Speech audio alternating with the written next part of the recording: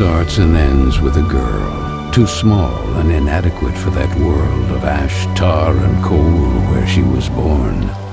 When her mother died suddenly, the little girl, with only the company of a stuffed friend she would soon forget, found herself all alone on an icy bench, waiting for the carriage that would take her to the austere Bunny Hall. Luckily, even if that place turned out to be very hostile for her, there she met Carole, who, like her, began to feel less alone, until, on a day like many others, Carole would leave Bunny Hall for good. So the little girl fell prey to despair again.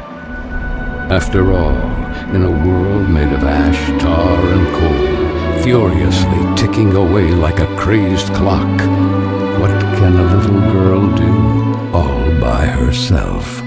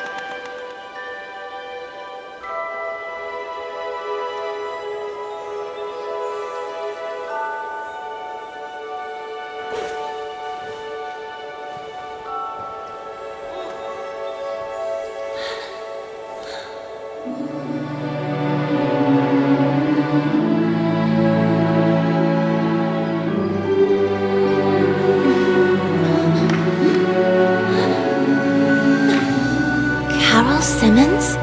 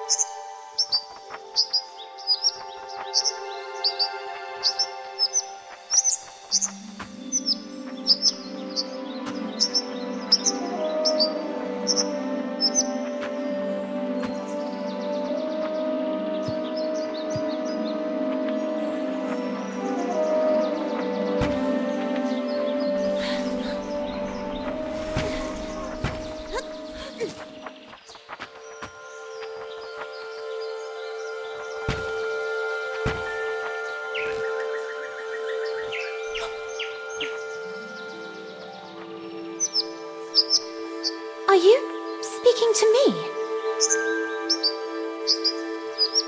Princess? No, I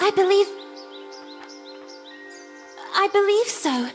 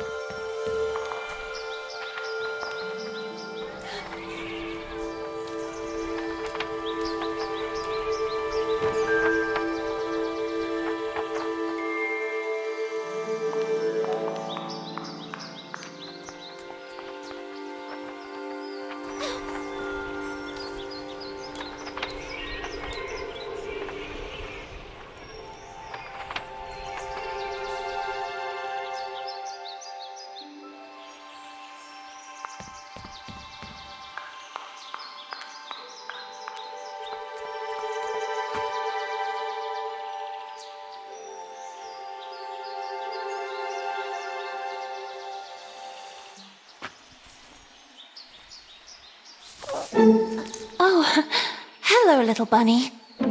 That letter is mine. Could you? The sweet, bespectacled bunny ignored the little girl and took the letter with them.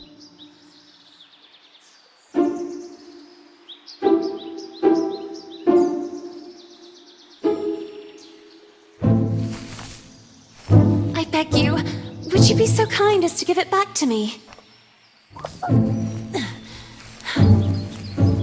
The little girl began to get impatient.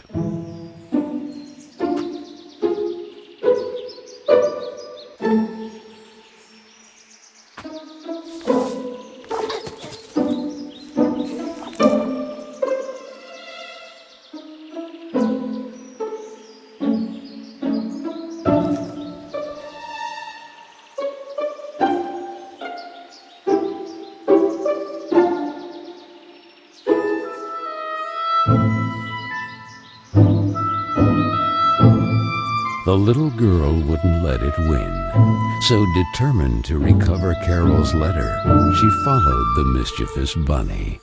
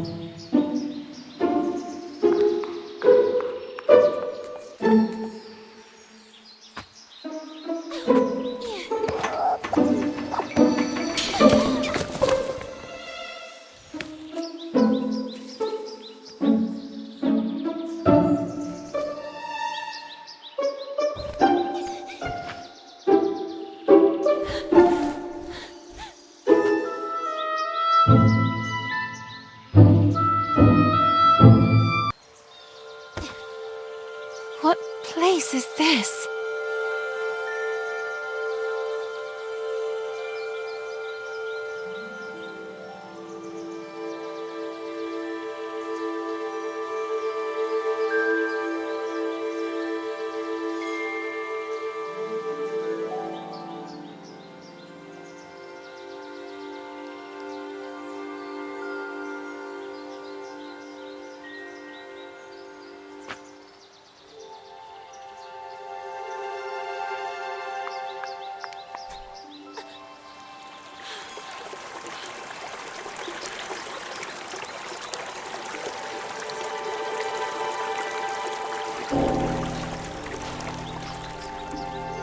That kite, it reminded the little girl so much of her friend Carole. So free and graceful, yet tormented, as if by adverse currents, by the other girls at Bunny Hall. Oh, and who would you be? Have you perhaps seen a bespectacled bunny? Even the owl ignored her question and just stood there, staring at her, with those eyes, red like blood. But the little girl had no time to waste. She had to track down the bunny, and so she began to follow in its tracks.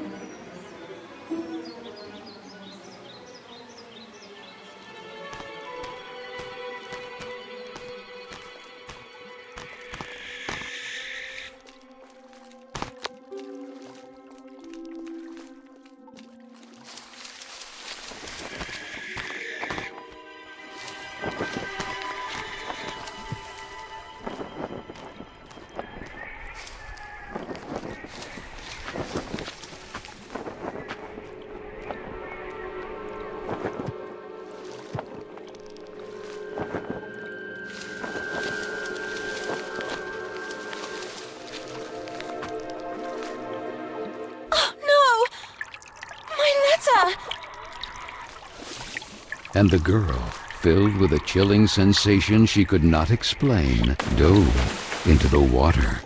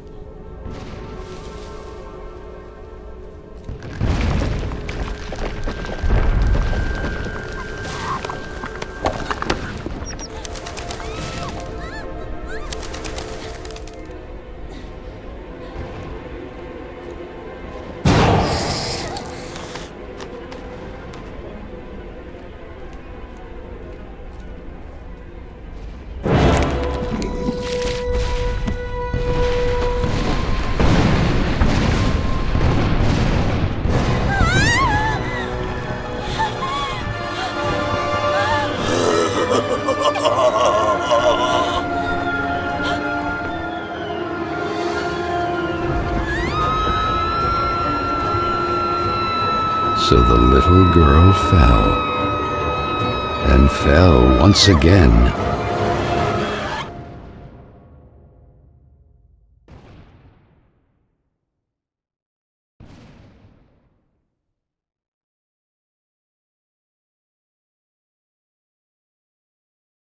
And while the man with the tar hat stood grinning, her thoughts drifted to that mysterious figure in the window of Bunny Hall, who silently stood watching her as she was swallowed up in her abyss. And this is how our story begins. A letter, a roar, then a daring plunge, and a little girl, too small and inadequate for that world of ash, tar, and coal of which she was a part. Miss Benton, I am pleased to note that my voice is so soft that it encourages restful sleep in class. Would you be so kind as to share your wisdom on today's topic with your fellow classmates? There was a man made of tar, an owl, and a bunny with glasses. Such impertinence. Home economics, ladies' etiquette. Chapter 9. Be always beautiful, perfumed, and impeccable. All of you young women of today are privileged to witness the deeds of the great men of your era, the grand discoveries, the phenomenon of industrialization, progress. Soon you will be wives and then mothers of great men who will go down in history. And you, Miss Benton, make fun of it. This establishment, too, if events continue to transpire as hoped, will undergo important developments, and you will be the first to benefit from them. Why, ladies? A portion of Bunny Hall was conceded to a corporate collective in order to form a small branch, thereby taking advantage of the area's greatest resource, rabbits. This will not only bring new luster to the estate in this region, but also new jobs. Very good, Miss Vicky Trout. At the very least, Lana has grasped the rabbit matter. In this regard, our dear Frank reminds us that it is strictly forbidden to venture beyond the walls of the park. The disinfestation work will resume tonight after the strong winds of recent weeks. Remember not to be overwhelmed by the explosions. It's all perfectly normal. The soil is blasted with charges and the rabbits forced out of their burrows. Who did it? Miss Benton!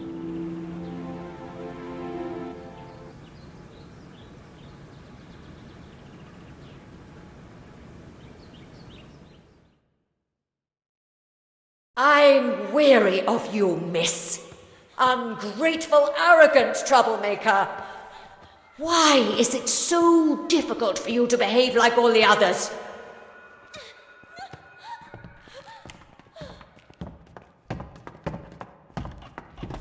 The clock is ticking furiously, and you are a woman now. Therefore, it is high time you learn to behave like one, or accept the consequences of your ridiculous transgressions. You will help Miss Mildred with the chores. When you are done, ring the bell, and you will be allowed to return to your accommodation. But until then, don't even dream of leaving this place. This, for the little girl, was now the norm, targeted by Vicky and the other girls, or simply scolded by the matrons of Bunny Hall, like Miss Hinman and her nauseating perfume. She constantly repeated herself sadly, "No, I don't want to grow up. I don't want time to flow furiously anymore. It would have been so nice instead to be able to take it back to when Carole was still there." It would be better to shed some light.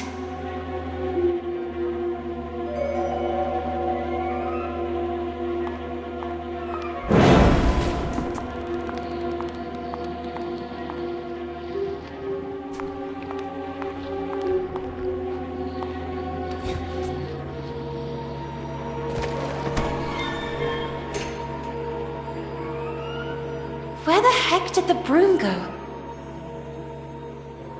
Oh, here it is. Better get to work.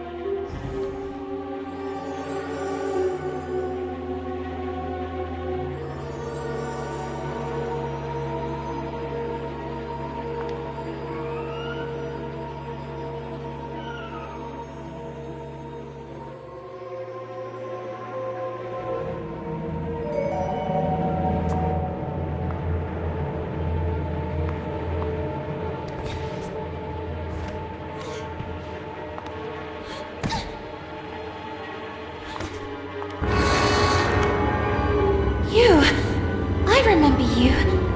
but in a dream. Or at least, I think it was a dream.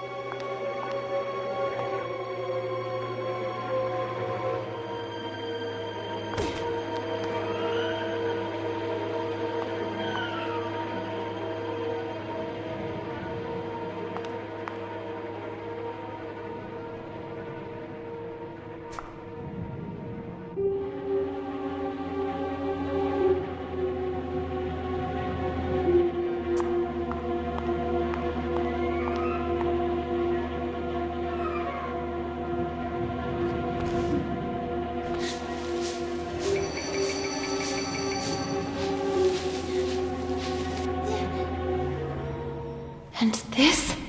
Where did this come from?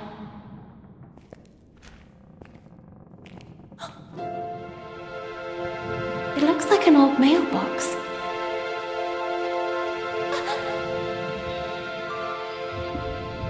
Oh, maybe I'm still dreaming. Who is there? So I really am dreaming. What's this?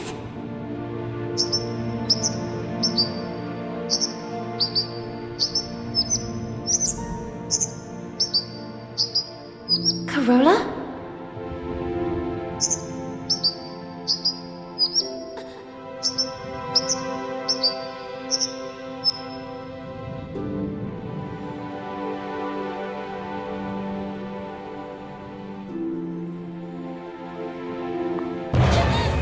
Who are you?